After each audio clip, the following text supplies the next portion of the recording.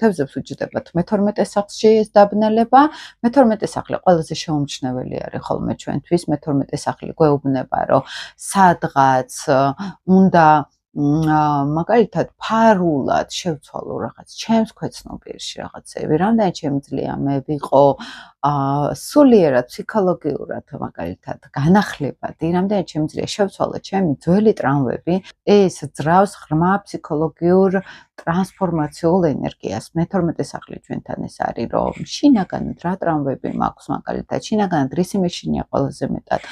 შეიძლება მათთვის აქტუალური იყოს ახლა განმარტოება, სადღაც დავფიქრდე, ანუ იქ უფრო მოვიდეს ურანული ინსაიტები მაგალითად, ხო?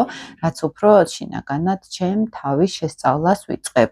აი შეიძლება ღრმა ფსიქოლოგიური ტრამვების განკურნება ჩაირთოს ამ დაბნელებაზე. ოღონდ ძალიან ბევრი თევზისთვის ეს შეიძლება საერთოდ არ იყოს გაცნობიერებული, ხო? რაღაც მოულოდნელობები მოხდეს, რომელიც მე საერთოდ ვერ ხვდები რატო არის. ან ისე ფარულად იყოს ეს ცვლილებები, რომ ვერ შევამჩნიო გარკვეულწილად. მეორე კუთხით პოზიტივი აქვს, რომ უკვე 14 თებერვლიდან რომ გადავა სატურნი ვერძის ზოდიაქოში, თევზები დაისვენებენ.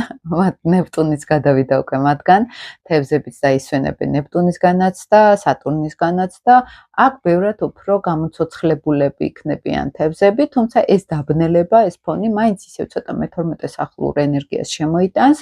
რა მაქვს მე შესაძლებელი ჩემს ფსიქოლოგიაში, რა მაქვს შესაძლებელი ჩემს არაცნობიერში, ხო? ან ჩემ მარტოობაში, მაგალითად, რა მაქვს შესაძლებელი, რამდენად ვარ ჩაძირული ჩემს ოცნებებში, რამე შემიძლია, რომ შევიტანო ცვლილება ჩემს წარმოდგენებში, ჩემ ოცნებებში, ჩემ სიზვრებში, ჩემ ფიქრებში, ხო? ეს მე-12 სახლური ენერგია ჩვენთან ცოტა ეს არის.